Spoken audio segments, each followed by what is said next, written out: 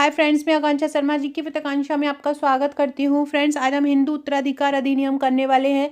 हिंदू उत्तराधिकार अधिनियम जो कि आपके सिलेबस में अलग से मेंशन किया गया है। मैंने परसों एक और अधिनियम करवाया था, कार्यस्थल पर महिला उत्पीड़न अधिनियम।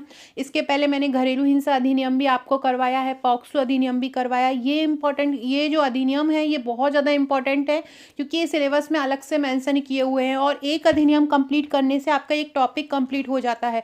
तो इनको जल्दी जल्दी निपटाते चलिए। ये सोचकर कि इतना बड़ा सिलेबस है, कैसे होगा, इससे सिलेबस कंप्लीट नहीं होगा। आप छोटे छोटे टॉपिक करके निपटाते जाएंगे तो आपका सिलेबस जो है वो कम समय में पूरा हो जाएगा। तो यही सोच के हमने 31 दिन का टारगेट बनाया है हमारे हम जीतेंगे बैच का। और जो लोग हमारे कोर्स नहीं ले सकते हैं वो यूट्यूब पर देखिए। यूट्यूब पर जो वीडियो ला रही हूँ उनको यूट्यूब को एक एक वीडियो को बहुत अच्छे से देखिए। आपके 100% क्वेश्चन वहीं से फंसेंगे। तो चलिए स्टार्ट करते हैं। पहला क्वेश्चन, ये हिंदू उत्तराधिकार अधिनियम ये संपत्ति के लिए आया था। यदि कोई व्यक्ति है, वो उसकी डेथ हो जाती है और डेथ होने से पहले वो अपनी वसीयत नहीं बनाता है, तो उसके बाद उसकी संपत्ति का बंटवारा कैसे होगा, वो इस अधिनियम के तहत ही होता है। इसके पहले 1949 और 1929 में एक मिताक्षरा अधिनियम करके चलता था। जो मिताक्षरा जो कवि थे, उनकी रणनीति के अनुसार तमिलनाडु साइड ये चलता था, लेकिन अब ये इसको कानूनी रूप दे दिया था 17 जून 1956 को। कब आया था ये? 17 जून 1956 को आया था। और इसके बाद इसमें 2005 और 2015 में संशोधन भी किए गए हैं। सबसे पहला क्वेश्चन पढ़ते हैं कि प्रत्येक व्यक्ति को संपत्ति का अधिकार होगा, ऐसा प्रावधान संविधान में कहाँ है? संविधान के किस अनुच्छेद में है? तो देखो, जो संपत्ति का अधिकार होता है वो एक कानूनी अधिकार होता है। संपत्ति का अधिकार कैसा होता है? संपत्ति का अधिकार कानूनी अधिकार है, क्योंकि उसको कानूनी रूप से मिले। ये अधिनियम क्या होते हैं? ये अधिनियम कानूनी होते हैं। जब भी कोई नियम बनता है तो सबसे पहले उसको लोकसभा में ले जाया जाता है, फिर राज्यसभा में ले जाया जाता है, फिर राष्ट्रपति के हस्ताक्षर होते हैं, उसके बाद ही वो जो होता है अधिनियम बन जाता है या कानून बन जाता है। तो आपको आपको जो संपत्ति मिलेगी इस अधिनियम के तहत मिलेगी, मतलब आपको उसका कानूनी अधिकार है। तो प्रत्येक व्यक्ति को एक संपत्ति का अधिकार होगा। आपसे पूछे कौन सा अधिकार है, कानूनी अधिकार है या उसको वैधानिक अधिकार भी बोल सकते हैं, संवैधानिक अधिकार है, मौलिक अधिकार है। तो मौलिक अधिकार भी नहीं है, संवैधानिक भी नहीं है, इसको कानूनी या वैधानिक अधिकार बोलते हैं। किस अनुच्छेद के तहत प्रत्येक व्यक्ति को संपत्ति का अधिकार होगा, ये किस अनुच्छेद में कहा गया है? तो संविधान के अनुच्छेद 300A में कहा गया है। किस में कहा है? 300A में कहा गया है कि यह एक कानूनी अधिकार है जो किसी भी व्यक्ति को कानून के बिना उसकी संपत्ति से वंचित होने से बचाता है। यह अधिकार सिर्फ भारतीय नागरिकों को भी नहीं है, बल्कि गैर भारतीय नागरिक जिनकी संपत्ति यहाँ है उनको भी मिलता है। इसके पहले संपत्ति के अधिकार का वर्णन जो 300A जो बनाया है, बाद में जोड़ा है। ये जो ABCD करके जोड़ते हैं, बाद में ही जोड़ते हैं। जब संविधान बना था तो इसके पहले अनुच्छेद 19 और 31 में भी संपत्ति के बारे में बताया गया था कि अनुच्छेद 31 में बोला गया था कि किसी भी व्यक्ति को कानून के बिना उसकी संपत्ति से वंचित नहीं कर सकते हैं। लेकिन 1978 में कब 1978 में एक संशोधन आया था, 44वां संशोधन, 44वां अमेंडमेंट आया था या 44वां संशोधन आया था। उसमें संपत्ति के अधिकार को मौलिक अधिकार से बदलकर विधिक अधिकार कर दिया। पहले संपत्ति का अधिकार मौलिक अधिकार था, लेकिन 44वें संविधान संशोधन में इसको क्या कर दिया? विधिक अधिकार कर दिया। अब आपसे ये भी पूछ सकते हैं कि किस संविधान संशोधन में जो संपत्ति का अधिकार है उसको बदलकर वैधानिक अधिकार बना दिया या विधिक अधिकार दे दिया? तो किस संविधान संशोधन में दिया है? 44वें संविधान संशोधन में दिया है। प्रत्येक व्यक्ति को संपत्ति का अधिकार होगा, ऐसा किस अनुच्छेद में बोला है? अनुच्छेद 300A में बोला गया है। अगला है, हिंदू उत्तराधिकार अधिनियम 1956 में कितने अध्याय हैं? तो देखो, हिंदू उत्तराधिकार अधिनियम 1956 जो है उसमें 4 अध्याय हैं। कितने अध्याय हैं? 4 अध्याय हैं और 31 सेक्शन या 31 धाराएं हैं। 31 धाराएं हैं और 4 अध्याय हैं। हिंदू उत्तराधिकार अधिनियम में क्या है? 4 अध्याय हैं और 31 धाराएं हैं। क्या है? 4 अध्याय हैं हिंदू उत्तराधिकार अधिनियम में, और क्या है? 31 धारा। 4 अध्याय और क्या है? 31 धारा हिंदू उत्तराधिकार अधिनियम 1956 में है। ये याद रखिएगा, बहुत इंपॉर्टेंट क्वेश्चन है। हिंदू उत्तराधिकार अधिनियम में कितने अध्याय हैं? 4 अध्याय हैं। धारा कितनी है? 31 धाराएं हैं। अगला क्वेश्चन है, हिंदू उत्तराधिकार अधिनियम में धारा कितनी? अभी मैंने बताया 31 धाराएं हैं और 4 अध्याय हैं। अगला क्वेश्चन है, हिंदू उत्तराधिकार अधिनियम 1956 के अनुसार इनमें से किसके पास बिना वसीयतनामा के मरने वाली हिंदू महिला की संपत्ति पर पहला अधिकार होगा? कोई महिला है जो मर गई है और उसकी कोई वसीयत नहीं बनी है, तो सबसे पहला हक उसकी वसीयत पर किसका होगा? अपने पति के कानूनी वारिस का, अपने पति का, उसके पिता के कानूनी वारिस का, या अपने माता पिता का। तो पति का कानूनी वारिस मतलब जो उसका बच्चा होगा या जो भी उसका भाई बहन होगा, और पिता के कानूनी वारिस का जो लड़की का पिता होगा वो भी नहीं होगा, ना ही उसके माता पिता होंगे। कौन होगा उसका संपत्ति पर पहला हक?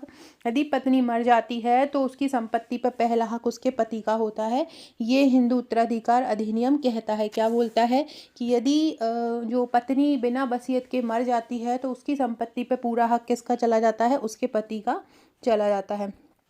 अगला है, हिंदू उत्तराधिकार संशोधन अधिनियम 2005 निम्न में से क्या प्रदान करता है? पारिवारिक उपनाम ना अपनाने का विकल्प, पिता की संपत्ति में पुत्र और पुत्रियों को समान हिस्सा, हिंदू विवाह अधिनियम के तहत वैवाहिक स्थिति को अमान्य करने का महिलाओं का अधिकार, या इनमें से अधिक। तो देखो, जो 2005 में जो संशोधन हुआ था ये 9 सितंबर 2005 को हुआ था। 5 सितंबर 2005 को राष्ट्रपति की सहमति मिली थी और 9 सितंबर 2005 को ये लागू हो गया था हिंदू उत्तराधिकार संशोधन अधिनियम। ये पहले क्या होता था, पुत्र और पुत्रियों को बराबर हक नहीं दिया जाता था, लेकिन जो 2005 में संशोधन हुआ है तो पुत्री जैसे ही पैदा होती है, पैदा होने के साथ ही उस पिता की प्रॉपर्टी में बराबर उस हक हो जाता है। जितना पुत्र का है उतना ही पुत्री का हो जाता है। ये कौन सा अधिनियम कहता है? हिंदू उत्तराधिकार संशोधन अधिनियम 2005 कहता है। कौन सा? हिंदू उत्तराधिकार संशोधन अधिनियम 2005 कहता है कि पिता की संपत्ति में पुत्र और पुत्रियों को समान हिस्सा मिलेगा। अगला क्वेश्चन है, हिंदू उत्तराधिकार अधिनियम 1956 के तहत गोत्र और सजातियों के बीच उत्तराधिकार का आदेश किस धारा में दिया गया है? देखो, पूरी धाराएं बता देती हूँ। देखो, धारा 11 क्या कहती है। देखो, 2 प्रकार की अनुसूची होती हैं। एक अनुसूची पहली होती है और एक होती है अनुसूची 2। हिंदू उत्तराधिकार अधिनियम में 2 प्रकार की अनुसूची बताई है। पहली अनुसूची में कौन आ जाते हैं? पहली अनुसूची में मरने वाले के बच्चे आ जाते हैं, मरने वाले की पत्नी विधवा जो हो जाती है वो आ जाती है ना, उसकी माँ आ जाती है, बच्चे के बच्चे आ जाते हैं, बच्ची के बच्चे आ जाते हैं, बच्चा बच्ची दोनों आ जाते हैं। दूसरी अनुसूची में उसके पिता आते हैं, उसके भाई बहन आते हैं, उसकी पत्नी के माँ बाप आते हैं, वो दूसरी अनुसूची में आते हैं। इस प्रकार से हिंदू उत्तराधिकार अधिनियम में 2 अनुसूची बांटी गई है। पहली अनुसूची जिसका खून से रिश्ता होता है पिता से, और दूसरी कौन सी होती है? दूसरी अनुसूची में जो थोड़े दूर के हो जाते हैं, लेकिन जो पिता होता है, जो मरने वाले का जो पिता होता है, उसको दूसरी अनुसूची में रखा गया है। जब अगर पहली अनुसूची के लोग भी उपलब्ध नहीं होंगे तब जो संपत्ति का हस्तांतरण होगा वो दूसरी अनुसूची वाले लोगों को किया जाएगा। बात यहाँ पे क्या चल रही है? गोत्रों और सजातियों के बीच जो उत्तराधिकार का आदेश है वो किस धारा में दिया गया है?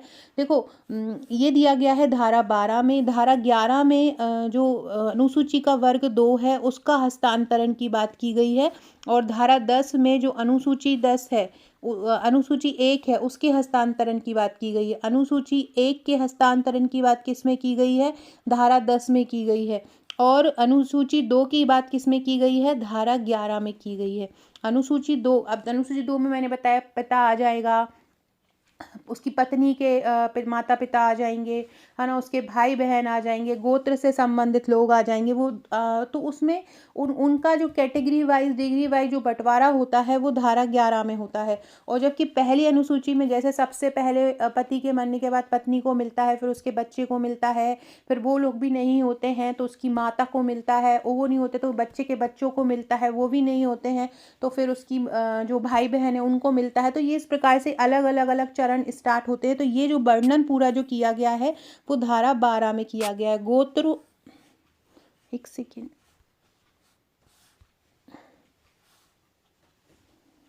गोत्रों और सजातियों के बीच उत्तराधिकार का आदेश किस धारा में दिया गया है? तो गोत्रों और सजातियों के बीच उत्तराधिकार का आदेश धारा 12 में दिया गया। अनुसूची 1 और 2 समझ में आ गई। जो बिल्कुल सगे रिश्ते हैं, जैसे कि जो खत्म हुआ है उसका अगर पत्नी खत्म हुई है तो उसका पति, पति खत्म हुआ है तो उसकी पत्नी, उसके बच्चे, उसकी माता, ये सारी चीज़ें जो अनुसूची 1 में आ जाती, और बच्ची के जो नाती पोते होंगे वो भी अनुसूची 1 में ही आ जाएगा। जबकि भाई बहन पिता ये सब कौन सी सूची में आएंगे? अनुसूची 2 में आएंगे। ये पढ़ लो। धारा 12 गोत्रों और सजातियों के बीच उत्तराधिकार के आदेश का प्रावधान करती है। इसमें कहा गया है जैसा भी मामला हो, गोत्र या सजातीय के बीच उत्तराधिकार का क्रम यहाँ निर्धारित वरीयता के अनुसार किया जाएगा। जैसे नियम क्या कह रहा है, 1 क्या कह रहा है? 2 उत्तराधिकारियों में से जिसके पास कम या कोई डिग्री नहीं है, आरोहण को प्राथमिकता दी जाएगी। आरोहण मतलब क्या होता है कि पहले छोटा, फिर उससे बड़ा, फिर उससे बड़ा, और छोटे को दी जाएगी, फिर उससे बड़े को, फिर उस इस प्रकार। अगर डिग्री नहीं है, पता नहीं है, वैसे तो डिग्री के अनुसार डिग्री क्या होती है? डिग्री पीढ़ी को बोलते हैं। जैसे कि एक बच्चा है, बच्चा हो गया, ये एक पीढ़ी हो गई, उसका पिता दूसरी पीढ़ी हो गई, उसका पिता तीसरी पीढ़ी हो गई, इस प्रकार से पीढ़ी दर पीढ़ी चलता जाता है। नियम 2 क्या कहता है? जहां आरोहण की डिग्री की संख्या समान है या नहीं है, मतलब एक ही प्रकार की डिग्री है, एक ही जनरेशन के लोग हैं, तो वहां उत्तराधिकारी को उस उत्तराधिकारी को प्राथमिकता दी जाएगी जिसके पास वंश की डिग्री कम या कोई नहीं है। मतलब जिसके पास वंश की डिग्री है ही नहीं है, उसको प्राथमिकता दी जाएगी। नियम 3 क्या कहता है? जहां नियम या नियम 2 के तहत कोई भी उत्तराधिकारी दूसरे को प्राथमिकता देने का हकदार नहीं है। 2 लोग हैं, वो आपस में लड़ रहे हैं कि और कंफर्म नहीं हो पा रहा है कि कौन कौन सी डिग्री का है, कौन कौन सी पीढ़ी का है, और कौन कौन से गोत्र का है, कौन सगा संबंधी है, तो उन दोनों को हिस्सा जो होता है बराबर दे दिया जाता है और वो एक साथ उसको ले लेते हैं। इस प्रकार से गोत्र और जो सजातीय लोग होते हैं उनमें प्रावधान किया जाता है। गोत्र से मतलब क्या होता है? एक ही पूर्वज, एक ही पिता से जन्म ली हुई संतान जो होती है वो गोत्र के अंतर्गत आती है। धारा 3A में गोत्र की परिभाषा दी गई है। जो एक ही पिता से जन्मे बच्चे होते हैं, एक ही पूर्वज से बच्चे जो जन्मे होते हैं, उसको हम गोत्र बोलते हैं। जैसे कि एक परिवार है, परिवार में 4 भाई हैं, चारों भाइयों के 2-2 बच्चे हैं, तो ये जो सारे चारों भाई और जो चारों 2-2 जो बच्चे होंगे वो सब एक ही गोत्र के कहलाएंगे। एक ही गोत्र मतलब जो पिता से जो मिला हुआ होता है, पिता से जो संबंधित होता है, वो एक ही गोत्र का कहलाता है। हिंदू उत्तराधिकार अधिनियम 1956 की धारा, कौन सी धारा एक साथ मृत्यु के मामलों में अनुमान का प्रावधान करती है? एक साथ मृत्यु के मामलों की मतलब बात क्या कह रहे हैं कि यदि एक परिवार जा रहा है कहीं पे, जैसे कि देखा है हमने कि कोई परिवार गाड़ी से गया है, तीर्थ स्थल पर गया है और अचानक उनकी मृत्यु हो जाती है, गाड़ी पलट जाती है, कुछ भी हो जाता है और पूरा परिवार जो होता है ख़त्म हो जाता है। अब यहाँ पे घर पे उनके वारिस होते हैं, जो उनके परिवार वाले होते हैं या उनके बच्चे हो, जो भी हो, तो कैसे माना जाएगा कि कौन मरा है, और आइडेंटिफाई नहीं हो पाता है कि कौन मरा है। लेकिन कानूनी रूप में तो कानून के लिए तो हर चीज़ जो होती है स्पष्ट होना चाहिए कि ये अब ये मरा है या अभी इसकी मृत्यु हुई है, मतलब कानूनी रूप से दिखना जरूरी है, क्योंकि कानून यही जो चीज़ दिख रही है, प्रत्यक्षता दिख रही है, प्रमाण है, उसको ही सही मानता है ना। तो अगर ऐसा होता है कि नहीं माना जाता है तो बड़े जो व्यक्ति होता है, जो जैसे 2 भाई गए हैं तो उसमें जो बड़ा भाई है उसको मृत माना जाएगा और उसी के बच्चों को जो है वो जो प्रॉपर्टी है हस्तांतरित की जाएगी। इस जो अधिनियम है इसमें वर्णन है। किस धारा में ये बोला गया है? हिंदू उत्तराधिकार अधिनियम की धारा 21 में ये बोला गया है कि एक साथ मृत्यु के मामलों में यदि 2 व्यक्तियों की एक ही परिस्थिति में मृत्यु हो जाती है, जिससे ये अनिश्चित हो जाता है कि कौन जीवित बचा है या नहीं, पता ही नहीं है कि अब हमको एक डेड बॉडी मिलती है, दूसरी डेड बॉडी नहीं मिलती है, तो कैसे अनुमान लगाएंगे कि कौन मरा है? फिर उनकी प्रॉपर्टी का हस्तांतरण कैसे किया जाएगा? तो बड़े भाई को मृत माना जाता है और छोटा भाई को जिंदा माना जाता है। इस प्रकार से यह अधिनियम बोलता है। धारा 20 क्या कहती है? धारा 20 बहुत इंपॉर्टेंट है। धारा 20 ये बताती है कि यदि पिता की मृत्यु हो जाती है, लेकिन पिता की मृत्यु के समय उसकी जो पत्नी है मतलब जो पत्नी है, पति की मृत्यु हो जाती है और उस समय पत्नी जो है वो गर्भवती है, तो गर्भ में जो बच्चा पल रहा है उस पर उसका जो होगा वो वारिस होगा, उस प्रॉपर्टी का वो हकदार होगा, उस प्रॉपर्टी का आधिपत्य होगा। ऐसा नहीं होगा कि अगर पति मर गया है तो जो महिला के पेट में बच्चा है वो उसका प्रॉपर्टी का हकदार नहीं होगा। वो जैसे ही जो बच्चा होता है, जो भी उसको अधिकार होते हैं, चाहे वो पुत्र हो चाहे पुत्री हो, उसको वो बराबर अधिकार देते हैं। मतलब गर्भ में भी बच्चे को वो अधिकार मिलते हैं। तो गर्भ में स्थित बच्चे का जो अधिकार होता है वो बात की गई है धारा 20 में। धारा 22 बोलती है कुछ दशाओं में संपत्ति को अर्जित करने का अधिकार होता है। कुछ दशाएं, कुछ कंडीशन होती हैं जिसमें जो संपत्ति पर प्राथमिकता बता सकते हैं, संपत्ति पर अधिकार बता सकते हैं। धारा 23 क्या कहती है? निवास गृह के बारे में बताती है। धारा 23 निवास गृह के बारे में बताती है। जिस घर में आप रह रहे हैं उस मृत्यु हो जाती है तो जिस घर में जो रह रहा है उस पर उसका प्रॉपर्टी का कितना क्या हक रहेगा, ये धारा 23 बताती है। तो इसमें क्या बोल रहे हैं, हिंदू उत्तराधिकार अधिनियम की कौन सी धारा एक साथ मृत्यु के मामले में अनुमान का प्रावधान करती है? कौन सी धारा है? धारा 21। इसको सेक्शन 21 भी बोलते हैं। अगला क्वेश्चन है, हिंदू उत्तराधिकार अधिनियम 1956 कब पारित हुआ था? हिंदू उत्तराधिकार अधिनियम 1956 जो पारित हुआ था 17 जून 1956 को हुआ था। इसमें संशोधन कब हुआ है? 2005 और 2016 में इसमें संशोधन हुआ है। 2015 में, 2005 और 2015 में इसमें संशोधन हुआ है। फ्रेंड्स, क्या आप सारे अधिनियम के MCQ चाहते हैं? सारी चीज़ें वस्तुनिष्ठ रूप में चाहते हैं? इस पूरे अधिनियम की थ्योरी भी चाहते हैं? आपको कहीं पर भी इजी लैंग्वेज में बने हुए अगर नोट्स मिलते हैं, साथ में उसके जितने मैक्सिमम वस्तुनिष्ठ बन सकते हैं वो मिलते हैं, ट्रिकी वीडियो मिलती है, ट्रिक्स की वीडियो मिलती है और टेस्ट मिलते हैं, तो आप ऐसा कोर्स सबसे पहले लीजिए। हमारे कोर्स की सबसे खासियत है टेस्टिंग और प्रैक्टिसिंग। मतलब हम सबसे ज़्यादा क्या कराते हैं? टेस्ट। एक टॉपिक को हम तैयार कराते हैं। वो अगर कोई कठिन टॉपिक है, जैसे सपोज कि ये धाराएं हैं, धाराएं याद नहीं होती तो हम ट्रिक द्वारा याद कराते हैं। टॉपिक को हम ट्रिक द्वारा याद कराते हैं, वीडियो बनाकर ट्रिक द्वारा उस टॉपिक को याद कराया जाता है। फिर उसकी हम थ्योरी PDF देते हैं। पहले हम उसको थ्योरी में वीडियो लेक्चर द्वारा समझाते हैं, उसका टेस्ट लेते हैं और उसकी MCQ PDF भी प्रोवाइड कराते हैं। हर टॉपिक की, छोटे से छोटे टॉपिक की भी कराते हैं। विशेष आवश्यकता वाला बच्चा जो है उसके करीब 500 प्लस प्रश्न कल हम अपने हम जीतेंगे बैच में पहुंचाएंगे। उसके बाहर एक भी प्रश्न नहीं पढ़ना है। स्कूल पूर्व देखभाल के 1040 MCQ हमने पहुंचाए हैं, उसके बाहर एक भी नहीं पढ़ना है। गर्भवती महिला की देखभाल में ये आपका फर्स्ट वाला जो चैप्टर है, फर्स्ट वाला जो पार्ट है सिलेबस का, वो भी कवर होता है। और गर्भवती की जो पोषण में आपका जो 4th वाला चैप्टर है, जो गर्भवती की देखभाल और गर्भवती का पोषण, ये जो दोनों पार्ट है, इन दो पहले के और चौथे के जो गर्भवती, मतलब गर्भवती से आपके पहले पार्ट में भी क्वेश्चन आने हैं और 4th पार्ट से भी क्वेश्चन आने हैं। तो गर्भवती महिला के हम 500 MCQ बनाकर आपको देंगे। उसके बाहर कुछ नहीं पढ़ना है। हम जो ये सिलेबस है उसको इतना इजी लैंग्वेज में आपके सामने ला देंगे, आपको उसके बाहर कुछ नहीं पढ़ना है। तो अगर आप हर टॉपिक के थ्योरी, हर टॉपिक के MCQ, हर टॉपिक के वीडियो, सारा कुछ पढ़ना चाहते हैं, हमारा बैच ज्वाइन कर लीजिए। सबसे मेन चीज़, मुझे व्हाट्सअप करके बहुत सारे लोग कहते हैं कि मैंने ऐप डाउनलोड कर ली है, अब ऐप में मिल नहीं रहा है। तो मैं आपको कितने बार बार वीडियो पे बताती हूँ, हमारी एप्लीकेशन डाउनलोड मत करो। हमारी एप्लीकेशन अभी वैसी ही रखी है, हम उसको यूज़ ही नहीं कर रहे हैं क्योंकि हम अभी एप्लीकेशन पे कुछ डाल ही नहीं रहे हैं। हमारा जो पूरा कोर्स है वो टेलीग्राम और व्हाट्सअप पर चलता है। हम ये पूरा कोर्स किस पे चलाते हैं? टेलीग्राम और व्हाट्सअप पर चलाते हैं। इन दोनों के आपको 3 ग्रुप मिलते हैं। 2 टेलीग्राम के होते हैं, एक व्हाट्सएप पर होते हैं। व्हाट्सएप पर सारी जानकारी दी जाती है, तैयारी करवाई जाती है। एक टेलीग्राम टेस्ट का ग्रुप होता है जहां पर टेस्ट लिए जाते हैं रात को 10 बजे और दिन में 4 बजे। जो रात को 10 बजे नहीं दे सकते वो अगले दिन 4 बजे दे देते हैं।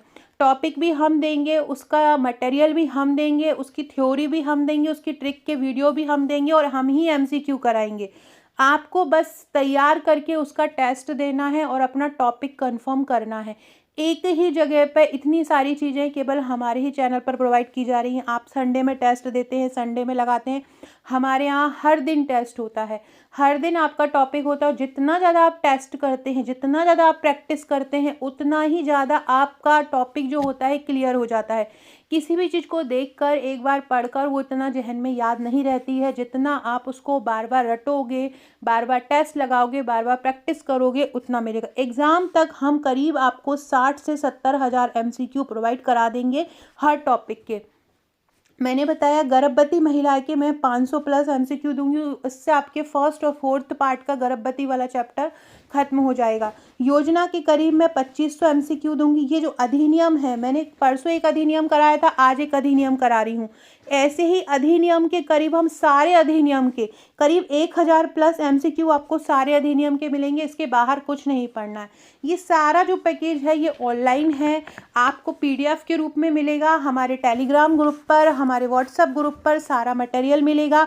जो अभी आप जैसे ही ज्वाइन करोगे, जो पुराना मटेरियल है वो सारा मिल जाएगा। और जहाँ से मैं भी करवा रही हूँ आपको, जो डेली का टारगेट दे रही हूँ, वो आप करते जाइए, वो आप पढ़ते जाइए, 100% आपका सिलेक्शन उसमें होगा। चलिए नेक्स्ट स्टार्ट करते हैं। हिंदू उत्तराधिकार अधिनियम कब पारित हुआ था? 17 जून 1956 को हिंदू उत्तराधिकार अधिनियम पारित हुआ था। अगला क्वेश्चन है, भारतीय उत्तराधिकार अधिनियम के अनुसार नाबालिग निम्नलिखित संपत्ति का उत्तराधिकारी हो सकता है। जो नाबालिग है वो कौन सी संपत्ति का उत्तराधिकारी होगा? जो वसीयत बना के गया होगा उसका, केवल बिना वसीयत के उत्तराधिकार का, वसीयत और बिना वसीयत के उत्तराधिकार का। नाबालिग संपत्ति का अधिकार का उत्तराधिकारी नहीं हो सकते।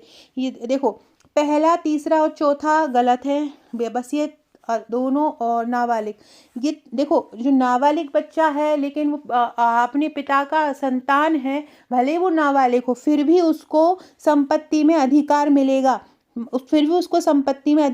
चाहे वो वसीयत बना के गया हो, चाहे वो बिना वसीयत। तो पहला, दूसरा और चौथा गलत होगा, तीसरा सही होगा। चाहे वसीयत बना के गया हो, चाहे बिना वसीयत के गया हो, दोनों तरीकों में उत्तराधिकार उसको मिलेंगे। और चाहे वो वसीयत बना के गया हो पिता, चाहे नहीं बना के गया हो, नाबालिग को अधिकार उसके मिलेंगे। नाबालिग पर, चाहे नाबालिग हो चाहे बालिग हो, बच्चा तो बच्चा होता है, सबको उसके अधिकार मिलेंगे। अगला है, भारतीय उत्तराधिकार अधिनियम के अनुसार वसीयतदार शब्द का क्या अर्थ होता है? वसीयतदार क्या होता है? वसीयत के निष्पादक के रूप में, वह व्यक्ति जिसमें चल संपत्ति विरासत में मिली है, वह व्यक्ति जिसे अचल संपत्ति मिली है। देखो, वसीयतदार वो होता है जिसके नाम कोई व्यक्ति वसीयत, जैसे कि आपका पिता आपके लिए वसीयत बना के गया है कि मेरे बच्चे को मेरे मरने के बाद ये मिलेगा, तो आप कौन कहलाओगे? आप वसीयतदार कहलाओगे। आप उस वसीयत में नाम लिखा हुआ होगा तो आप वो नामित व्यक्ति होगे। तो क्या हो जाएगा इसका आंसर? वसीयत में एक विशिष्ट वसीयत प्राप्त करने के लिए जो नामित व्यक्ति होगा वो वसीयतदार कहलाएगा। वसीयत में एक विशिष्ट वसीयत प्राप्त करने के लिए नामित व्यक्ति क्या कहलाएगा? वसीयतदार कहलाएगा। फ्रेंड्स, अधिनियम को भी इसलिए कंप्लीट करना जरूरी है। आप लोग जो छोड़ो, बहुत सारे लोग कुछ ही टॉपिक पोषण पढ़ रहे हो, प्रबंधन करने। मैंने बोला प्रबंधन केवल 8 से 9 दिन की क्लास है। 8 से 9 दिन में आपका पूरा प्रबंधन कंप्लीट हो जाएगा। प्रबंधन सबसे छोटा टॉपिक है आपके पूरे सिलेबस का। सबसे बड़ा जो दो पार्ट है, पहला और दूसरा पार्ट, ये सबसे ज़्यादा इम्पॉर्टेंट पार्ट है और यही सबसे ज़्यादा बड़े हैं। बाल विकास के लिए तो मैंने आपको बोला है, विशेष आवश्यकता वाले बच्चे के 500, स्कूल पूर्व शिक्षा वाले के 1040, और बाकी जो संस्थान है, गैर देखरेख संस्थान है, देखभाल संस्थान, उसके भी करीब 500 MCQ आपको दूंगी। वो उससे ही आपका पूरा कवर हो जाएगा। और बाकी जो लोग यूट्यूब पर देख रहे हैं, यूट्यूब पर भी मैं MCQ लेके आऊँगी, उन्हीं से हो जाएगा। वर्ग 3 वाला बाल विकास बिल्कुल मत पढ़ना, वर्ग 2 का बाल विकास बिल्कुल मत करना, प्रीवियस ईयर्स के एग्जाम में बिल्कुल नहीं आया है, क्योंकि जो चौथा पार्ट है वो भी 4 पार्ट में बटा हुआ है। उसमें विशेष आवश्यकता वाले बच्चे जो है ना, उनसे ज़्यादा क्वेश्चन पूछे गए हैं। इसके अलावा जितने भी संस्थान हैं, बाल देखरेख संस्थान, उनसे पूछे गए हैं। प्लेसेंटा हो गया, अम्नियोटिक द्रव हो गया, गर्भवती महिला हो गई है ना, और एड्स हो गया, सिंड्रोम हो गया, इनसे क्वेश्चन पूछे गए हैं, है ना। तो इसलिए वो बाल विकास को पढ़ने में अपना पूरा समय बर्बाद मत करो। एक बारी प्रीवियस ईयर्स के क्वेश्चन खुद भी गौर से देखो। दूसरा क्या सलाह दे रहा है, अपनी भी थोड़ी सी अकल लगा के खुद प्रीवियस ईयर्स के पेपर देखो, तो देखोगे आपको CDP वाला जो पार्ट है ना, वो बहुत कम है। जब मैंने स्ट्रैटेजी वाला वीडियो बनाया था अभी परसों नरसों, तभी मैंने आपको बताया था कि बहुत कम पार्ट आएगा उसका। वर्ग 1, वर्ग 2, वर्ग 3 वाला सीडी पे बिल्कुल मत पढ़ना, अपना टाइम वहाँ पे बिल्कुल बर्बाद मत करना। स्मार्ट स्टडी का मतलब ही होता है कि जो मेन टॉपिक हैं उन पर हम फोकस करें। पढ़ तो बहुत लाखों लोग रहे हैं, बट स्मार्टली पढ़ना ये आपकी स्ट्रेटेजी होना चाहिए। तो इसका वसीयतदार में क्या हो जाएगा? वसीयत में एक विशिष्ट वसीयत प्राप्त करने के लिए नामित व्यक्ति। अगला क्वेश्चन है भारतीय उत्तराधिकार अधिनियम के तहत यदि कोई व्यक्ति बिना कोई कानूनी उत्तराधिकारी छोड़े मर जाता है तो क्या होगा? देखो यहाँ पे क्या बोल रहे हैं, कोई कानूनी उत्तराधिकारी छोड़े, मतलब वो लिख के तो अगर गया नहीं है तो मिलेगा ही। इसमें ये उत्तराधिकार अधिनियम में ये बोला है कि यदि कोई व्यक्ति बिना वसीयत बनाए मर जाता है, निर्वसीयत कहलाता है वो, तो उसकी संपत्ति का जो सबसे पहला हक उसकी पत्नी को होता है, फिर उसके बच्चा बच्ची को होता है, वो भी नहीं होते तो उनके बच्चा बच्ची को होता है, वो भी नहीं होते तो उसके फिर जो माता होती है उसको होता है, वो भी नहीं होते तो भाई बहन को होता है, ऐसा बताया है। लेकिन ये यहाँ पे क्या बोल रहे हैं, वो भी नहीं छोड़ के गया, मतलब उसका कोई उत्तराधिकारी बचा ही नहीं है, फिर उसकी संपत्ति का क्या होगा? तो उसकी संपत्ति क्या होगी? सरकार को सौंप दी जाएगी, ऐसा धारा 29 में बोला गया है। कौन सी धारा में बोला गया है? धारा 29 में बोला गया है। हिंदू उत्तराधिकार अधिनियम की धारा 29 क्या बोलती है कि यदि कोई व्यक्ति अपने पीछे कोई भी उत्तराधिकारी छोड़े बिना जाता है, कोई भी उत्तराधिकारी उसका नहीं होता है, तो उसकी संपत्ति को किसको दे दिया जाता है? तो उसकी संपत्ति सरकार के कब्जे में चली जाती है, क्योंकि उसका कानूनी कोई उत्तराधिकारी नहीं है। देखो सारी चीज़ कानून से होती है, प्रत्यक्ष मतलब जो चीज़ दिखेगी वही कानून मानेगा। तो अगर कोई बिना मतलब उत्तराधिकारी छोड़े मर जाता है, ना उसके बच्चे हैं, ना उसकी बीबी है, ना उसके भाई बहन है, ना उसके माँ बाप हैं, ना उसके माँ बाप के भी रिश्तेदार हैं, चाचा चाची कोई भी नहीं है, तो वो संपत्ति किसके पास चली जाती है? संपत्ति सरकार को सौंप दी जाती है। ऐसा किस धारा में बोला गया है? ऐसा धारा 29 में बोला है। किस धारा में बोला गया है? ऐसा धारा 29 में बोला है। अगला क्वेश्चन है भारतीय उत्तराधिकार अधिनियम के तहत प्रोबेट आवेदन दाखिल करने की समय सीमा। ये प्रोबेट क्या होता है? ये प्रोबेट होता है कि किसी व्यक्ति की मृत्यु के बाद उसकी संपत्ति की हस्तांतरण से जुड़ी कानूनी प्रक्रिया, मतलब संपत्ति हस्तांतरण की प्रक्रिया। मतलब अब यदि कोई व्यक्ति मर जाता है, अब आपको उस पर क्लेम करना है कि ये प्रॉपर्टी मेरी है, आप उसके उत्तराधिकारी हो, तो उसके मरने के बाद वो आवेदन दाखिल करने की समय सीमा कितनी है? 3 वर्ष तक।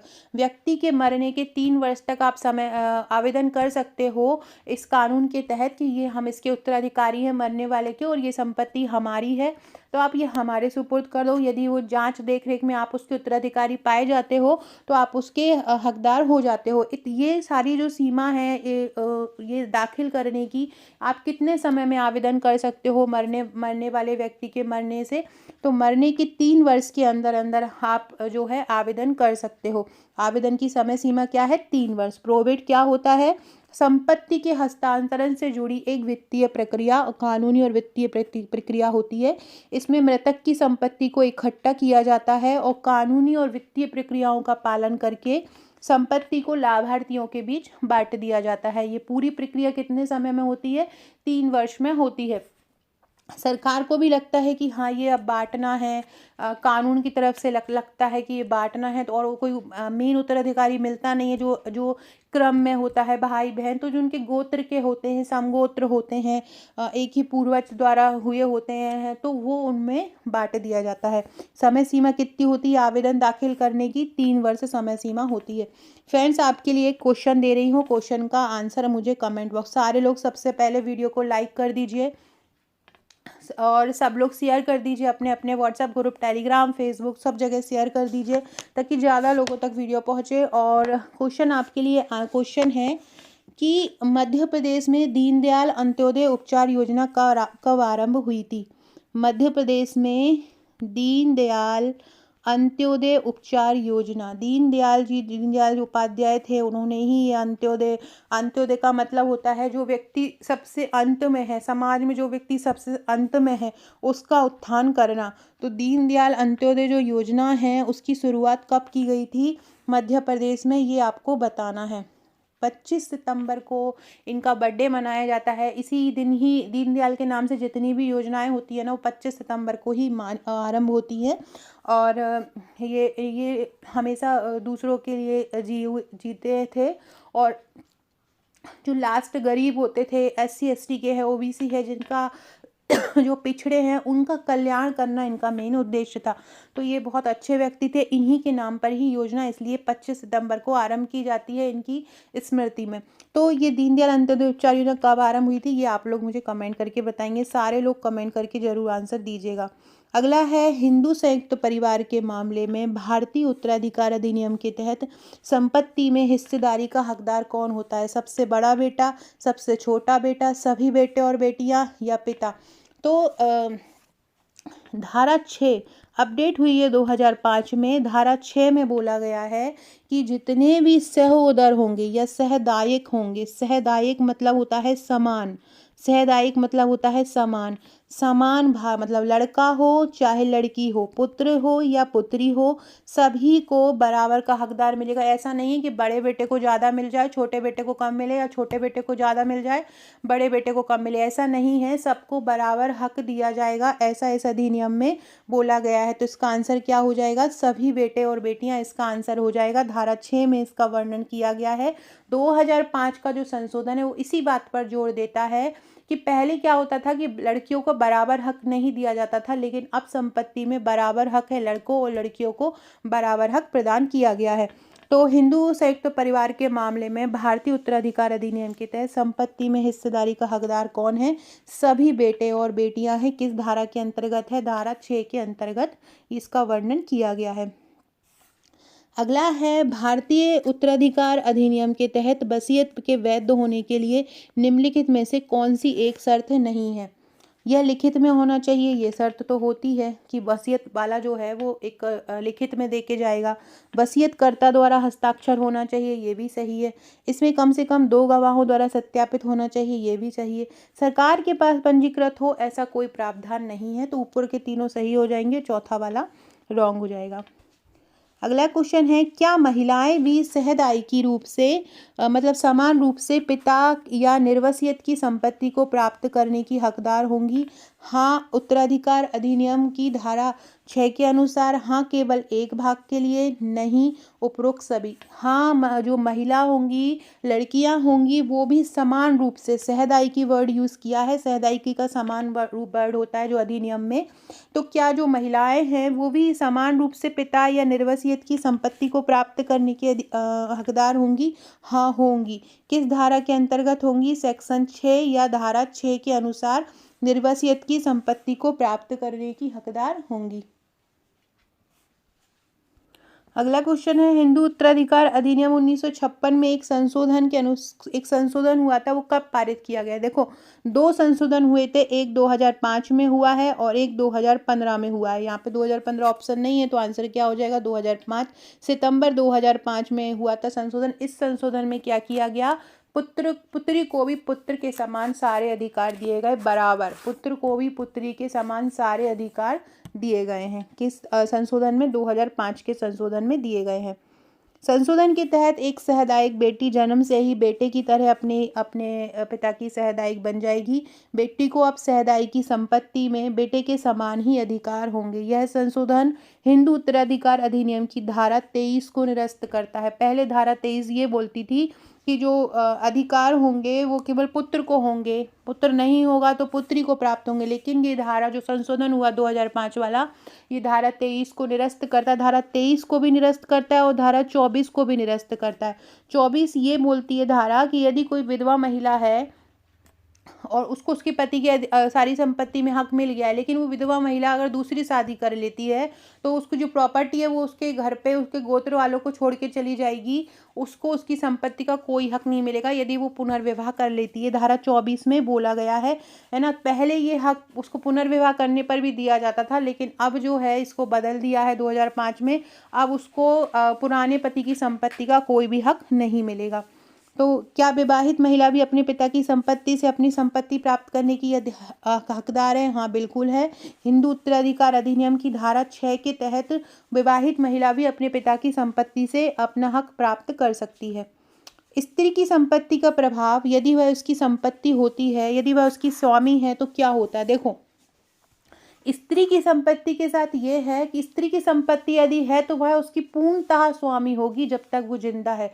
उसकी संपत्ति पर उसकी मर्जी के बिना कोई भी अधिकार नहीं बता सकता है। ये बिल्कुल क्लियरली धारा 14 में या सेक्शन 14 में क्लियरली बोला है कि जो हिंदू नारी की संपत्ति उसकी आंतरिकतः उसकी संपत्ति होगी, मतलब अंत तक उसकी संपूर्ण संपत्ति होगी। वो ऐसा नहीं उसका एक भाग में उसका बराबर उसके पति का, ऐसा नहीं है। यदि महिला की संपत्ति है तो वो पूरी तरह उस महिला की संपत्ति होगी जब तक कि वो खुद नहीं बांट देती। तो इसके बाद इसका क्या लिखा है, पहला, स्त्री की संपत्ति उसकी आंतरिकता संपत्ति होगी, उस पर किसी का हक नहीं होगा, बिल्कुल सही है। स्त्री की संपत्ति उसकी पति की संपत्ति होती है। स्त्री की संपत्ति पति और पत्नी की समान संपत्ति होती है। उपरोक्त सभी, तो ये उपरोक्त सभी नहीं होगा, केवल इसका एक ही आंसर होगा। केवल उसकी स्त्री की संपत्ति उसकी अकेले की संपत्ति होती, अगर वो मर जाती है तो उसकी संपत्ति पर उसके पति का हक होता है, लेकिन उसके जिंदा रहते उसकी संपत्ति उसकी ही होती है, उस पर किसी का हक नहीं होता है। ऐसा किस में बोला है, ऐसा सेक्शन 14 में या धारा 14 में बोला है, याद रखिएगा। किस में बोला है, धारा 14 में ऐसा बोला है कि हिंदू नारी की संपत्ति जो है आंतरिकतः उसकी ही संपत्ति होगी।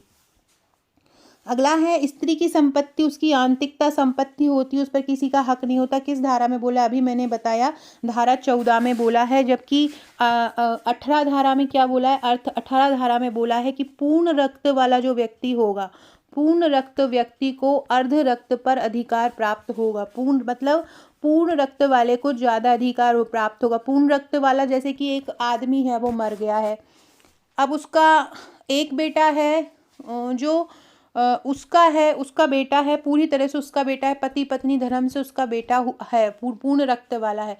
लेकिन दूसरा जो एक और लड़का है जो उसके भाई का लड़का है, लेकिन उसका रक्त तो है लेकिन उसका पूर्ण रक्त नहीं होगा, तो वो कौन सा रक्त कहलाता है, वो अर्ध रक्त कहलाता है। जो पूरी तरह से नहीं होगा, एक ही जन्म, एक ही माता पिता की संतान नहीं होंगे, एक ही पूर्वज से भिन्न होंगे, एक ही पूर्वज से तो होंगे लेकिन पत्नियां भिन्न होंगी। जैसे कि मैंने बताया, चाचा का लड़का, खुद का लड़का और चाचा उसके भाई का लड़का, तो ये दोनों आपस में कैसे संबंध में होंगे, ये अर्ध रक्त में होंगे। जबकि सगे भाई बहन जो होंगे एक ही माता पिता के, वो पूर्ण रक्त वाले होंगे। तो पूर्ण रक्त वाले को अर्ध रक्त से ज़्यादा अधिकार प्राप्त होगा, ऐसा इसमें बोला गया है। फ्रेंड्स देखिए, ये हमारा हम जीतेंगे सुपरवाइज़र बैच है, जिसके बारे में मैंने अभी आपको बताया था। बहुत शानदार तैयारी इसमें मैं करवा रही हूँ।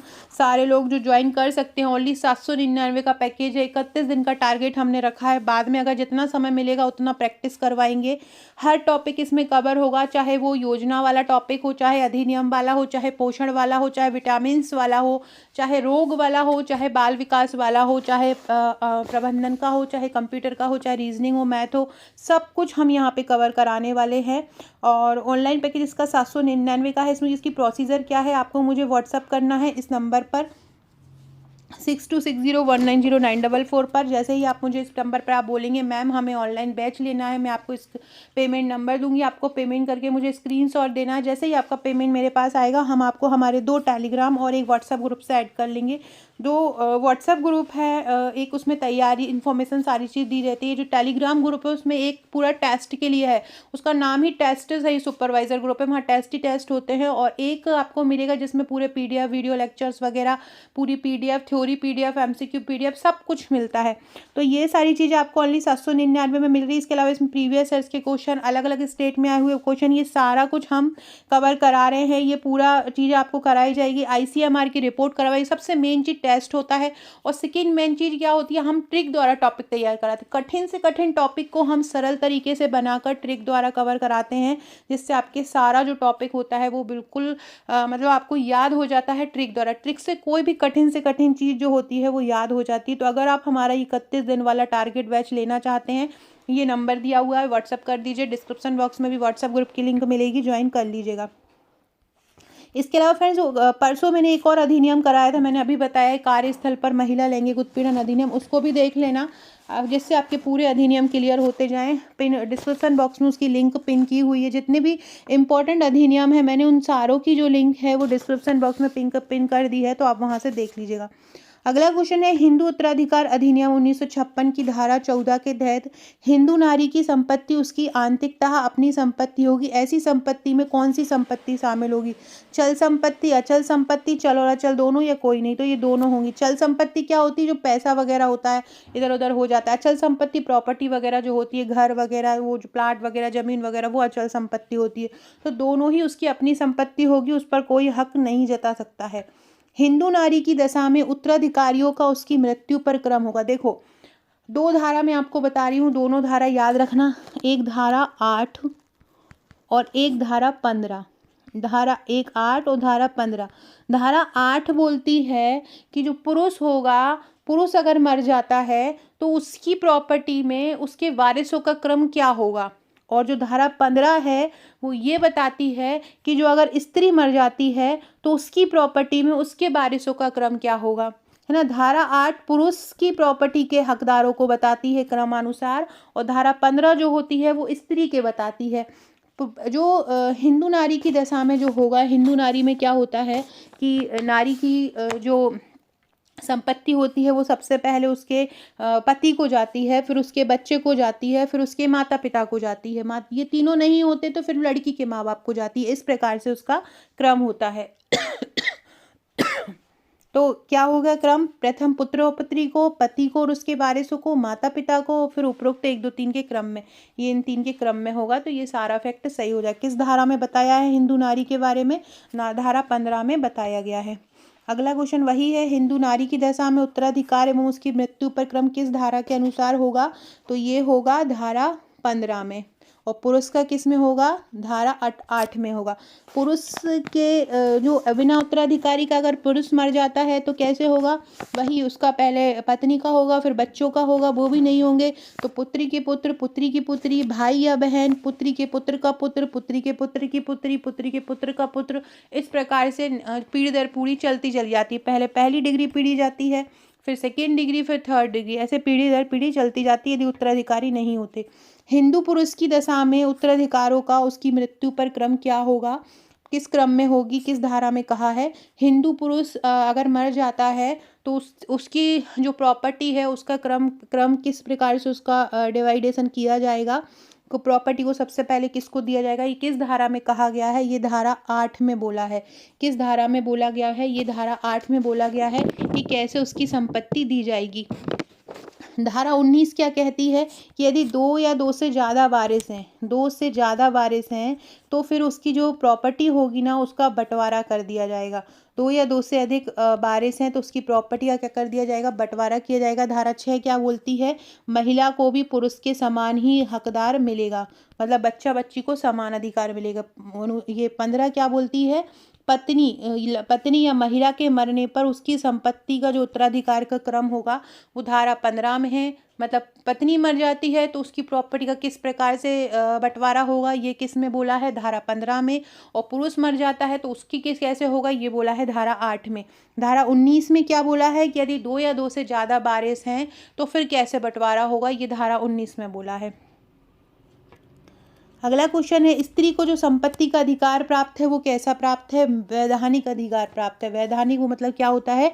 कानूनी अधिकार प्राप्त होता है। स्त्री को जो अधिकार प्राप्त है वो कैसा अधिकार है? वैधानिक या कानूनी अधिकार प्राप्त है। क्या किसी स्त्री को किसी संपत्ति के अर्जन एवं उसके विक्रय का अधिकार होगा? हाँ होगा, बिल्कुल टोटली होगा उसको, कोई इसमें दो रहा नहीं है। जो उसकी संपत्ति है वो अपनी कैसे भी बेच सकती है, अपनी संपत्ति का कैसे भी यूज़ कर सकती है। फ्रेंड, डिस्क्रिप्शन बॉक्स में आपको मेरे व्हाट्सअप, टेलीग्राम, फेसबुक, ट्विटर का लिंक मिल जाएगा, ज्वाइन जरूर कर लीजिएगा।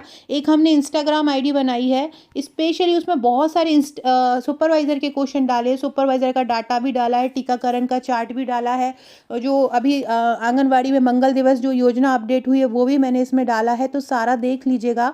और इस नंबर पर ये इसको डायरेक्ट आप सर्च भी कर सकते हैं इंस्टाग्राम पे आकांक्षा 1957 पर जाकर, या मैं कमेंट बॉक्स में भी उसकी लिंक पिन कर दूंगी तो आप वहाँ पर भी जाके देख सकते हो। तो आप कैसे भी इसको फॉलो कर सकते हो, कमेंट बॉक्स में भी इसकी लिंक मिलेगी तो आप उसको भी देख सकते हो। इसके अलावा टेलीग्राम ग्रुप को भी फॉलो कर लीजिएगा, टेलीग्राम ग्रुप की लिंक भी आपको डिस्क्रिप्शन बॉक्स में मिलेगी।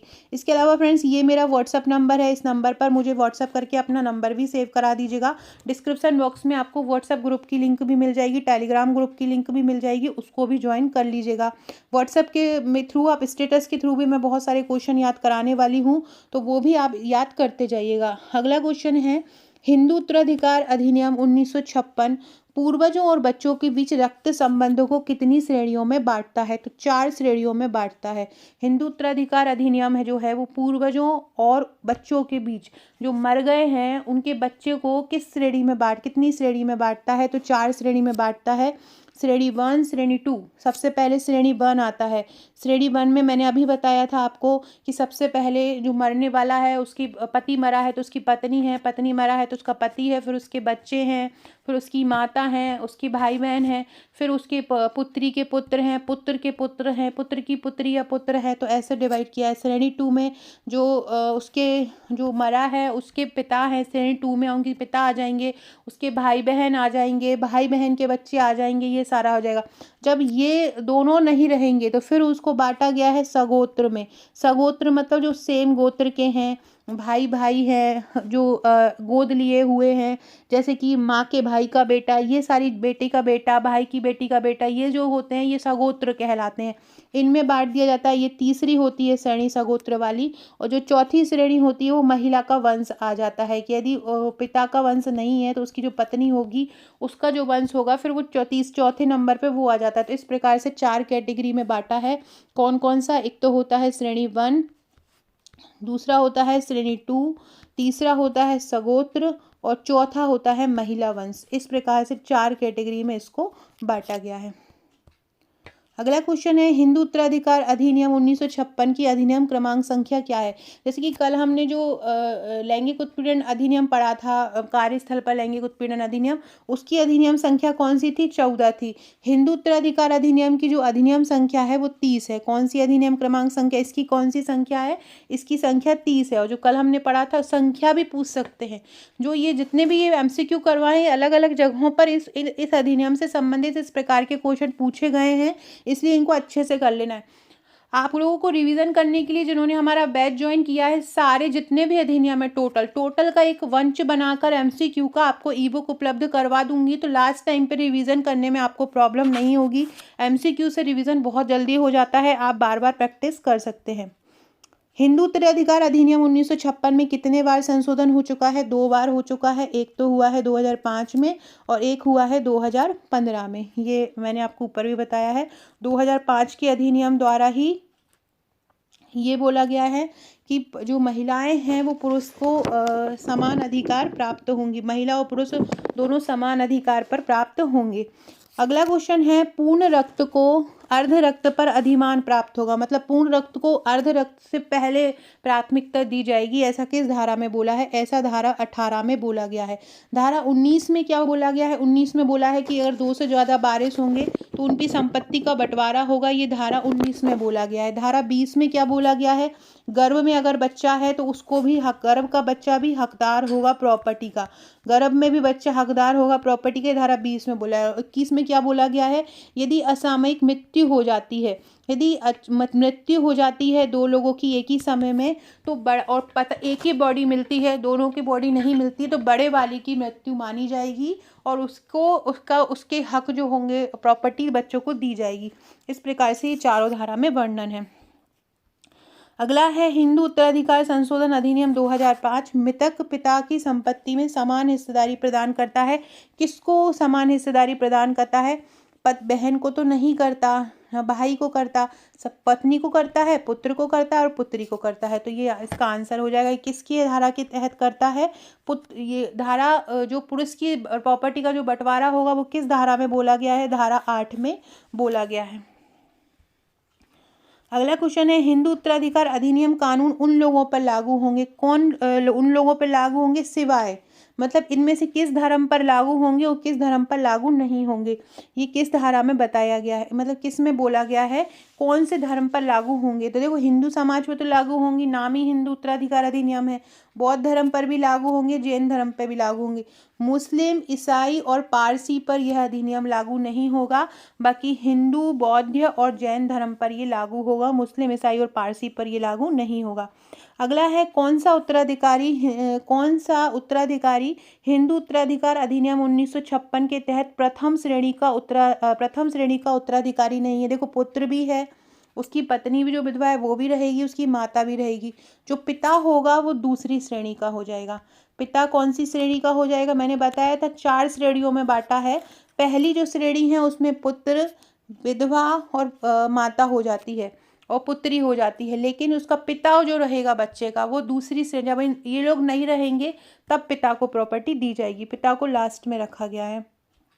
धारा 9 में उत्तराधिकार क्रम की बात की गई है, ये भी याद रखना। अगला है हिंदू उत्तराधिकार अधिनियम 1956 के तहत एक माँ अपने वर्ग के उत्तराधिकारी के रूप में विरासत की पाने की हकदार नहीं है। मतलब अपने वर्ग के उत्तराधिकारी के रूप में कब नहीं होगी? जैसे कि कोई पुत्र है और वो अगर सौतेला पुत्र होगा तो वो जो महिला होगी वो उसकी प्रॉपर्टी पाने का हकदार नहीं होगी। कौन नहीं रहेगी? सौतेले पुत्र की माँ। अगर सौतेला पुत्र है और वो मर जाता है तो उसकी प्रॉपर्टी में उसकी जो माँ का जो हक रहता है वो नहीं रहेगा। ये अधिनियम में बोला गया है। अगला है हिंदू उत्तराधिकार अधिनियम की धारा 26 के अनुसार धर्मांतरित के वंशज कैसे होंगे? धर्मांतरित का मतलब क्या होता है? यदि कोई व्यक्ति है वो हिंदू है और हिंदू है व्यक्ति, लेकिन उसने क्या है अपना धर्म परिवर्तन कर लिया है, उसने खुद को इस्लाम धर्म कबूल कर लिया है। अब उसके जो बच्चे होंगे अब जो मर गया है, अब मर गया होगा ना, तो उसको जो विरासत में जो उसके बच्चों को उसकी प्रॉपर्टी मिलने वाली थी वो इस अधिनियम के अनुसार नहीं मिलेगी, क्योंकि उसने अपना उस धर्म परिवर्तन का जो उसका जो खामियाजा है वो उसके बच्चों को भुगतना पड़ेगा। तो वो संपत्ति प्राप्त करने के लिए अयोग्य होंगे। ऐसा सेक्शन 26 में या धारा 26 में बोला गया है कि यदि कोई भी व्यक्ति अपना धर्म परिवर्तन कर लेता है, हिंदू से कोई दूसरे धर्म में चला जाता है, तो दूसरे धर्म का जो नियम होगा उसके अनुसार उसका प्रॉपर्टी मिलेगा। इस अधिनियम के अनुसार उसको प्रॉपर्टी नहीं मिलेगी यदि वो हिंदू धर्म से कोई दूसरे धर्म में अपना धर्मांतरण कर लेता है। तो वो कैसे होंगे? उसके वंशज संपत्ति प्राप्त करने के अयोग्य होंगे। वो इस कानून के तहत ये नहीं कर सकते हैं कि हमें प्रॉपर्टी दो, मतलब क्लेम नहीं कर सकते हैं इस कानून, क्योंकि उन्होंने धर्म का जो है अंतरण कर लिया है। ये किस धारा में बोला है? धारा 26 में ये बोला गया है। अगला है हिंदू उत्तराधिकार अधिनियम की किस धारा में यदि किसी निर्वसित मृतक ने हिंदू उत्तराधिकार अधिनियम 1956 के तहत अपनी संपत्ति का उत्तराधिकार अपने कोई योग्य उत्तराधिकारी नहीं छोड़ा है तो उसकी संपत्ति का हस्तांतरण सरकार को होगा। ये धारा 29 में बोला गया है। क्या बोला है? कि यदि कोई संपत्ति है और जो आदमी मरा है उसका कोई भी वारिस ही नहीं है, उसका कोई उत्तराधिकारी नहीं है, ना ही प्रथम श्रेणी, ना दूसरा श्रेणी, ना सगोत्र, कोई भी नहीं है, सरकार को मिलता ही नहीं है कि उसकी कोई प्रॉपर्टी उसको कोई दे सकते हैं, तो फिर वो प्रॉपर्टी किसके पास चली जाती है? सरकार के पास चली जाती है। किस धारा में बोला है? धारा 29 में ये बोला गया है। किस में बोला है? धारा 29 में बोला गया। धारा 28 क्या बोलती है? धारा 28 बोलती है यदि किसी व्यक्ति कोई रोग हो, यदि किसी व्यक्ति को कोई रोग हो, कोई त्रुटि हो, उसमें अपंग हो, तो इस बेस पर उसको उसकी प्रॉपर्टी के अधिकार से, उसकी वसीयत से उसको निर्योग्य नहीं ठहराया जा सकता कि अगर ये रोगी है हम इसको प्रॉपर्टी नहीं देंगे या इसको अयोग्य ठहराएंगे। ऐसा नहीं है। रोगी व्यक्ति को भी उसका जो हक बनता है उसको लेने का अधिकार है, चाहे वो रोगी हो चाहे अपंग हो, उसको बराबर हक होगा। ये धारा 28 में बोला गया है। और 15 में क्या बोला गया है? मैंने बताया था, महिला अगर मर जाती है तो उसकी जो वसीयत का अधिकार होगा, उसके पुत्रों में किस प्रकार बंटवारा होगा, उसके बच्चों में कैसा होगा, ये धारा 15 में। और धारा 29 में क्या बताया है? यदि कोई उत्तराधिकारी नहीं है तो सरकार के पास प्रॉपर्टी चली जाएगी। अगला है, अभी मैंने बताया हिंदू उत्तराधिकार अधिनियम की किस धारा के अनुसार रोग त्रुटि आदि हो जाने से संपत्ति अधिकार के लिए वारिस अयोग्य नहीं होगा। ये किस में बोला है? धारा 28 में बोला है। कोई व्यक्ति है, किसी व्यक्ति को कैंसर है, अब उसके पिता मर जाते हैं लेकिन उसकी प्रॉपर्टी उसके ही नाम है, अब वारिस तो वही है, लेकिन अगर उसको कैंसर है और लोग बोले नहीं इसको कैंसर है, इसको हम प्रॉपर्टी नहीं देंगे, सरकार से गुजारिश करें, तो ऐसा नहीं है। कोई भी उसको प्रॉपर्टी लेने से नहीं रोक सकता है, चाहे वो किसी भी बीमारी से ग्रसित हो, चाहे वो अपंग हो, चाहे विकलांग हो। अगला है हिंदू उत्तराधिकार अधिनियम 1956 की कौन सी धारा गोत्र और बंधुज के बीच उत्तराधिकार का क्रम है? धारा 12 जो है वो गोत्र और बंधुज के बीच, बंधुज मतलब क्या होता है? बंधुज मतलब भाई होते हैं, मामा बुआ, ये सारे जो रिश्ते होते हैं ये बंधुज में आ जाते हैं। और गोत्र में क्या आता है, एक ही पूर्वज के हों, जो चाचा बाबा के जो बच्चे होते हैं वो गोत्र में आते हैं। और बंधुज में मामा वगैरह ये मतलब अलग अलग जो पत्नी का परिवार भी आ जाता है। जबकि जो गोत्र होता है उसमें एक ही पूर्वज होना चाहिए, मतलब दादा एक ही होना चाहिए, चाचा के लड़के वगैरह इसमें आ जाते हैं। पिता मतलब जो होना चाहिए एक ही ब्लड होना चाहिए, वो गोत्र में आते हैं। धारा क्या 11 क्या बताती है, धारा 10 बताती है अनुसूची एक के अनुसूची एक में जितने लोग दिए गए हैं उनमें किस तरह से बंटवारा होगा। और धारा 11 बताती है अनुसूची 2 में जो दिए हैं उसमें कैसा बंटवारा होगा। ये सारा चीज़ें इसमें बताया गया है। अगला क्वेश्चन है, हिंदू उत्तराधिकार अधिनियम की अधिनियम 1956 का कौन सा प्रावधान एक व्यक्ति को उस व्यक्ति की संपत्ति प्राप्त करने के लिए अयोग्य ठहराता है जिसे उसे हत्या का दोषी बताया हो। देखो, एक व्यक्ति है, जैसे कि पहले नहीं थे अजातशत्रु वगैरह थे, उन्होंने अपने पिता की हत्या कर दी थी और साम्राज्य संभाल लिया था। लेकिन अब अगर कोई मृत्यु हो गई है पिता की, और पिता की मृत्यु का जिम्मेदार उसका पुत्र है, तो उसको उसकी संपत्ति नहीं मिलेगी। वो कैसे भी, भले ही जमानत पे आ जाए, कैसे भी आ जाए, उसको उसकी संपत्ति नहीं मिलेगी यदि उसने अपने पिता का खून किया है तो। धारा 21 क्या बोलती है, समसामयिक मृत्यु के बारे में बताती है। मैंने बताया था कि यदि 2 लोग मर जाते हैं, परिवार मर जाता है और बॉडी एक ही मिलती है तो बड़े वाले को मृत समझा जाएगा। धारा 22 क्या बताती है, कुछ दशाओं में संपत्ति प्राप्त करने का अधिकार बताती है। धारा 21 मैंने बता दिया। धारा 25 क्या बताती है कि जो अगर पिता की हत्या कर देता है तो उसको उसकी प्रॉपर्टी में हक नहीं मिलता है। धारा 24 क्या बताती है, धारा 24 बताती है कि पुनर्विवाह करने वाली जो महिलाएं हैं वो उनको, अगर वो पुनर्विवाह कर लेती हैं तो उनको उनके विरासत में जो उनके पति से, पहले पति से जो मिला था वो हक छीन लिया जाएगा। ये धारा 24 में बोला गया है। अगला क्वेश्चन है, एक हिंदू एक पुत्र और 2 पुत्री को छोड़कर बिना वसीयत के मर जाता है, उनकी संपत्ति का बंटवारा हो गया है, क्या प्रत्येक उत्तराधिकारी अन्य उत्तराधिकारियों की सहमति के बिना अपना हिस्सा लेने का हकदार है, बांट सकता है अपना हिस्सा? हाँ, बांट सकता है, उसको अपनी हिस्सा लेने का हक है। हिंदू उत्तराधिकार की अधिनियम की किस धारा में गर्भ में स्थित अपत्य को भी अधिकार दिया है? मैंने भी बताया था, आदमी मर गया है और उसकी पत्नी के गर्भ है, बच्चा होने वाला है, तो वो गर्भ से ही अपनी प्रॉपर्टी का हिस्सा लिए हुआ आएगा। ये अधिकार उसको कानूनी रूप से धारा 20 में दिया गया है। ऐसे व्यक्ति जो पैतृक या पिता पुत्र द्वारा वंशानुगत रूप से एक दूसरे से संबंधित हों क्या कहलाते हैं? पैतृक द्वारा संबंधित गोत्र कहलाते हैं। 3A में परिभाषा दी गई है, धारा 3A में इसकी परिभाषा दी गई। जो एक ही पिता का कुल एक ही हो उससे जो संबंधित होते हैं वो गोत्रज कहलाते हैं। जबकि बंधु क्या कहलाते हैं? ऐसे व्यक्ति जो रक्त या दत्तक से संबंध, रक्त से संबंध, देखो मामा का बच्चा भी रक्त से संबंधित तो हो जाता है क्योंकि माता का भी ब्लड रहता है बच्चे में, तो वो जो कहलाते हैं वो बंधु कहलाते हैं। जबकि गोत्र क्या कहलाते हैं? जो पिता से संबंधित होता है वो गोत्र कहलाते हैं। ऐसे व्यक्ति जो रक्त या दत्तक से संबंधित रहते हैं वो क्या कहलाते हैं? बंधु कहलाते हैं। और जो पैतृक, पिता या पैतृक से संबंधित रहते हैं वो गोत्र कहलाते हैं। अगला क्वेश्चन है, स्त्री धन से संबंध क्या है, किस धारा में बताया है? स्त्री धन से संबंधित निम्नलिखित में से किस धारा को भूतलक्षी प्रभाव दिया है? हिंदू उत्तराधिकार अधिनियम 1956 की धारा 14 बोलती है कि जो स्त्री की संपत्ति होगी वो आंतरिकतः उसकी ही संपत्ति होगी, उस पर कोई अधिकार नहीं जता सकता। जबकि धारा 15 क्या कहती है? 15 ये कहती है कि अगर स्त्री की मौत हो जाती तो उसकी संपत्ति का किस प्रकार बंटवारा हुआ। धारा 19 क्या कहती है? अगर दो या 2 से अधिक वारिस है तो उनके उत्तराधिकार का क्रम क्या होगा।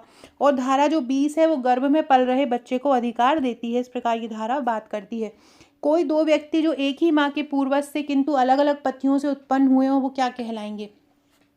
गोत्रस्थ तो कहलाएंगे नहीं क्योंकि पिता तो अलग है। बंधु भी नहीं कहलाएंगे क्योंकि माता एक ही है, माता एक ही है लेकिन पिता अलग अलग हैं। ऐसे लोग कहलाते हैं एकोदर रक्त, मतलब एक ही उदर से, जो एक ही उदर से आए हैं वो क्या कहलाते हैं? एकोदर रक्त कहलाते हैं, जिस माँ की प्रॉपर्टी का इन पे हक होता है। हिंदू उत्तराधिकार संशोधन अधिनियम 2005 कब आया था? 9 सितंबर 2005 को ये आया था और इसको राष्ट्रपति की सहमति मिली थी 5 सितंबर 2005 को।